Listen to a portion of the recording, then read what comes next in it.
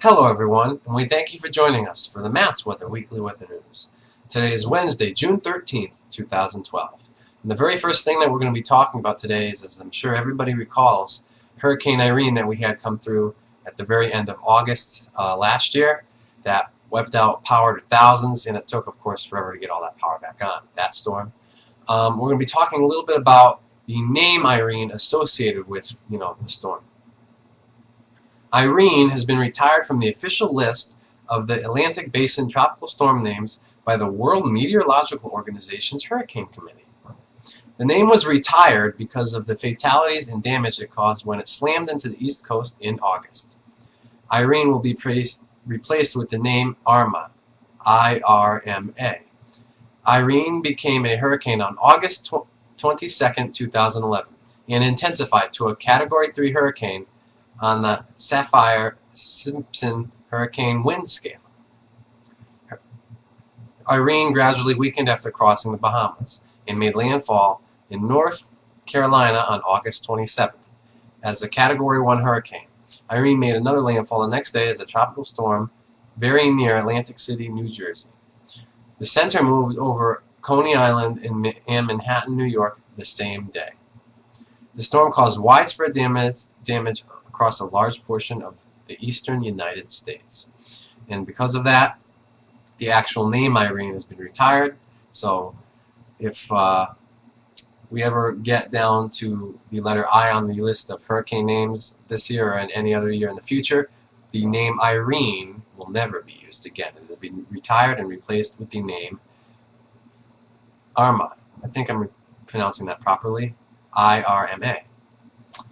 Okay, and now, staying with the theme of hurricanes, we're going to be talking about NOAA's prediction for the 2012 hurricane season. NOAA, of course, being the National Oceanic and Atmospheric Administration. We're going to be talking a little bit about their prediction right now for this for the 2012 hurricane season, which, of course, started on June 1st, 13 days ago.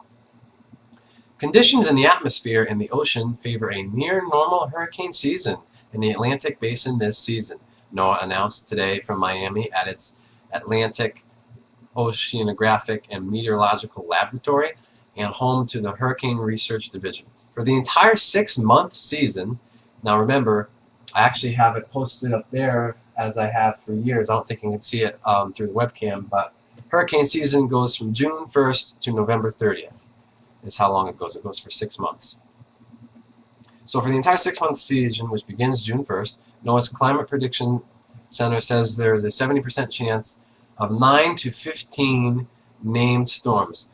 And a named storm is with top winds of 39 miles an hour or higher, of which 4 to 8 will strengthen to a hurricane. 4 to 8 storms will strengthen to a hurricane with top winds of 74 miles per hour or higher. So when you have winds of 39 miles an hour or higher, it's classified as a tropical storm and they name it. And then when the winds become 74 miles an hour or higher, they classify it as a hurricane and they, just upgrade it with that same name they already named it.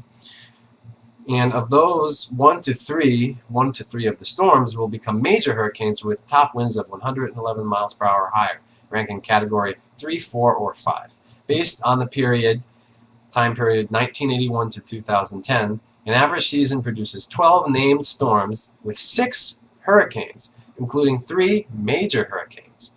NOAA's outlook predicts a less active season compared to recent years, said NOAA Administrator Jane Labianchio, PhD.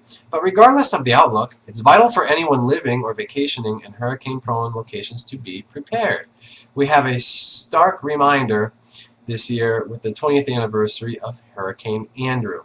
Andrew, the Category 5 hurricane that devastated South Florida on August 24, 1992, was the first storm in a late starting season that produced only 6 named storms.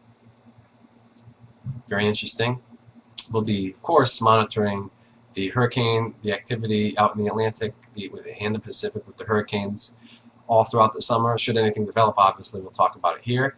Even if it's not affecting, close to home in Connecticut, if it's, affecting more just down south, we will still cover it and we will still talk about it.